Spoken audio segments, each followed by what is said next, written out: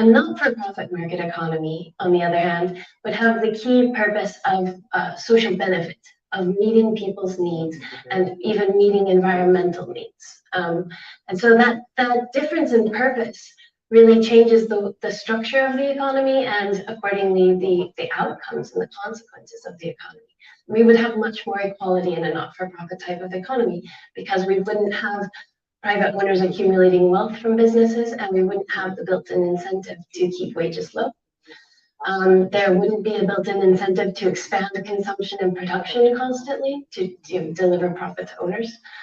There wouldn't be the incentive to change policies in order to enrich private owners, right? So it would align much better with redistributional taxes and environmental protection regulations and regulations to protect workers, for instance.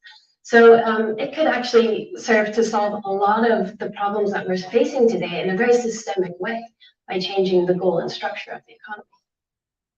And so it would be a market that is selling goods and services to meet people's needs. But again, needs can be fulfilled. So there's this ethic of enough. There's a constant sort of monitoring of the needs and challenges in the community and whether people have enough or not. So once we have enough, maybe we don't have to produce more goods and services. Maybe we don't have to sell more stuff. We can sort of have this steady state economy or even a shrinking economy if we've sort of gone too far. We're living in a world where there are a handful of billionaires. They have yachts and private jets and several homes and even private islands. While we have, I think the last time I looked at the statistic, it was 800 million people who aren't even having their basic nutritional needs met. And so, it's very easy to see that needs to be redistributed. We need, people don't need yachts and private jets and more than one home. So we've got to have a massive redistribution of wealth. And then the not-for-profit world or the not-for-profit market economy can keep the flow of resources moving in a circular way rather than accumulating in the hands of a few. Directed again by where there is need. So all of the profit goes to where are there needs, who needs this profit, who can benefit most from this. So the market again becomes a distributional mechanism. YHA in the UK, which is this hostel association, is a not-for-profit business, and so it runs these hostels. It takes fees for the hostels and the accommodation it provides, and all of the profit goes into helping kids in the city get out of the city and experience nature. And that is a not-for-profit business that has been successful and going on, I think, for like 85 years or something. So you get these kinds of examples of not-for-profit businesses sort of against all odds in this for-profit economy that can be ruthless, doing quite well. So if we can, raise awareness and bring more support for them, I think that this transition is actually quite feasible.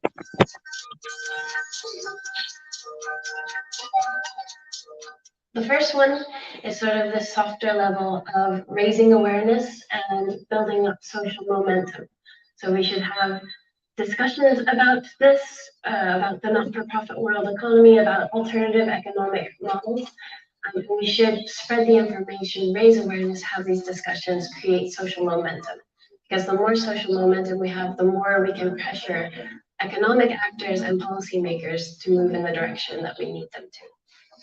The second thing is to push for those policy changes. So to take away the unfair advantages that large for-profit companies currently enjoy, sort of the subsidies that they get. They are often prioritized in public procurement policies. We can instead flip that to prioritize or favor not-for-profit forms of business. Governments can put funding into helping start up not-for-profit businesses and support existing ones. So that's sort of like the policy level.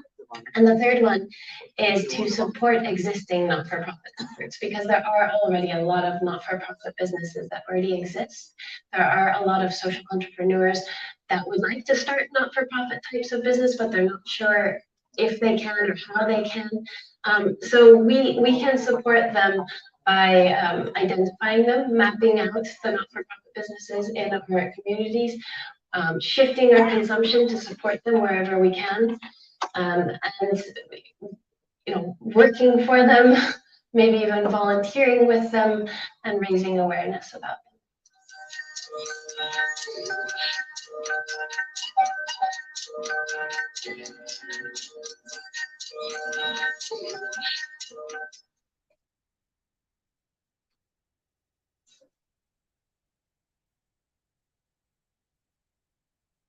Yeah.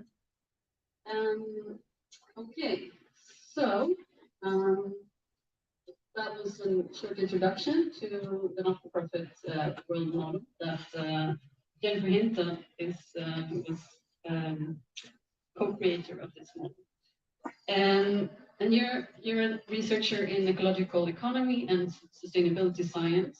And we also have Jaime de Lourdes from the Institute of Degrowth Studies. But I'm going to start with you, Jen. So first I wanted to ask you if there's something that you feel you want to add after this very brief introduction to something that you have written a PhD on. So maybe like something that we missed in this book. Yeah, so there are lots of things that can't be captured in a 7-minute film when we're talking about changing the entire economy.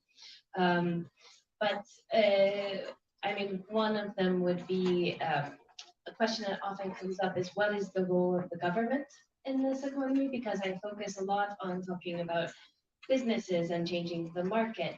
And a lot of people are kind of concerned about, okay, what is the role of the government then? Because in today's economy, the for-profit economy, the government is really all about trying to balance or constrain this profit-driven market that we have, right? So if we don't have this profit-driven market that it needs to constrain anymore, what does the government do? And the government becomes more of a partner with the market in terms of identifying the needs in society, keeping track of environmental impacts and environmental needs, and feeding that information to the rest of society and the businesses in the market. And then also plays the important role of making sure that we don't cross those boundaries, that the environmental and social limits are enforced. We can't just trust the not-for-profit market to naturally do all of that. So we've got to have some sort of boundaries enforced. So there's still that role for regulations and taxes, like I mentioned. Another quick thing, since I touched on taxes, is a lot of people get concerned that if we change the economy to only not-for-profit businesses, and typically not-for-profit businesses don't pay taxes. They have tax exemptions because they're focused on social benefit. So then where will the government get its money if they're not taxing corporations? But it's really interesting because when you look into it, most governments, even the Swedish government, which we think relies a lot on it provides a lot of welfare, so it has a lot of income from corporations. But actually, only like 5 to 7% of all the government comes from corporate taxes, which is part of the problem. So getting rid of that wouldn't be such a dent in government expenditures, and then if you have the market actually supporting people rather than eroding social, it doesn't need to do it to compensate for this, for the market.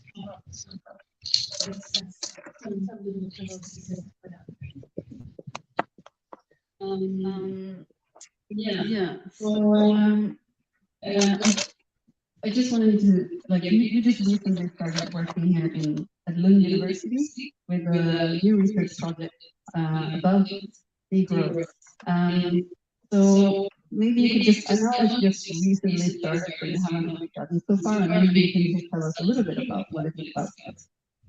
Yeah, and maybe I'll just start with a sentence or two about the relationship of the not-for-profit economy and growth. And so, part of the problem that we have today with sustainability is that our economy requires and drives constant growth. We have to keep selling more stuff to grow GDP and deliver profit to shareholders and owners. And so the growth there is driving these environmental crises. And so if we need to address the climate crisis, as we do need to do, then we need to shrink our economy, especially in our high-income countries where we are now. We're consuming and producing far too much stuff, more than our fair share. So we need to shrink our economy. This is often called degrowth, which Karim will talk more about. And the project we're working on in Lund is called Post-Growth Welfare Systems. And so we're looking at how our welfare systems, including the state, like the welfare state, providing healthcare and education and pensions, but also some other more like community ways of providing for needs. How can these become independent of growth? Because right now, as you know, like our pension system is very much tied up in this growth-based, profit-driven system. So how can we, wean our systems off of growth? So that's the idea. Thank you. It'll be really interesting to hear about the results later. We wanted to clarify also, because a lot of people have a misunderstanding when you talk about not-for-profits, that we're actually talking about not-for-profit business and not just not-for-profit organizations. So maybe you could just give us a few Swedish examples of not-for-profit business so that people get a more like practical idea of what they can be. Yeah, I mean, so there are some big ones that everybody will know. For instance, Stadsmission or Erikshjälpen. These are like typical not-for-profit businesses, right? They're non-profits, but they also sell goods and services to make money. Then there's also like Coop and Friskis och Svettis and Folksam. So these are like cooperative not-for-profit businesses, and we see them all around us. There are some more small, like community-based ones. So there's in Stockholm, where I live, we have Zita Bio. So this is a cinema like this. I don't know, maybe. Yeah, we are also. So we're in a not-for-profit business right now. And so there are all kinds. You can find them in every sector. So healthcare, arts, transportation. So but the important part is, like you say, they actually sell goods and services on the market to generate revenue, which is important because it means that they can replace our for-profit businesses. They're not dependent on charity from the for-profit economy. And another thing that comes up a lot when we talk about this not-for-profit is, or you get this question a lot, is like, how does it relates to cooperatives? Do they have to be cooperative to be a not-for-profit, etc.? Yeah, and that's a good question, because a lot of people, especially who have been thinking about alternative economy ideas, are quite familiar with cooperatives, right? And the cooperative principle is basically that the business is managed democratically by the members. And this is where it becomes important for the for-profit, not-for-profit distinction. Who are the members? So if you have like a consumer cooperative, like Coop, for instance, or a grocery store that's consumer-owned, then we can consider that not-for-profit, because as a member of Coop, for instance, I'm always going to spend more money into that store than I'll ever get out. So I'm not getting rich from it. So it's not for-profit. But then there are larger producer cooperatives, like Arla, for instance. And the members of these larger producer cooperatives are for-profit businesses themselves. So that still allows the private owners to be accumulating the profit from the co-op. And this is why the for-profit, not-for-profit distinction I find more useful than cooperative or not cooperative. Yeah, and I guess you touched a little bit on that, but is there anything you want to add about the relationship between the not-for-profit economy and degrowth.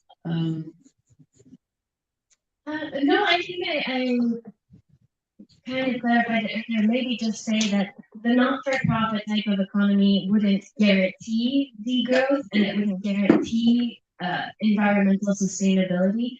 But and here's the key: is it allows for sustainability and it allows for the economy to shrink the way we need to right now to address the climate crisis. Whereas the for-profit economy does not allow for that. The for-profit economy requires and drives growth in a very systemic way. So we have to get away from the for-profit economy no matter what we do. And so this is just one viable alternative. Where can I go to this? Okay, thank you. So I'm gonna go over to you, Kai, and so maybe first you can just tell us a little bit about the Institute for Degrowth Studies here in Malmö, Institutet för Nedväxtstudier, also in Swedish, and yeah, give us a brief description about it. Yeah, so we're a non-profit, but more of an media training, maybe the clearest way to describe it. And we started back in 2017, 2018, because we organized, well, I wasn't there sometimes, but the group organized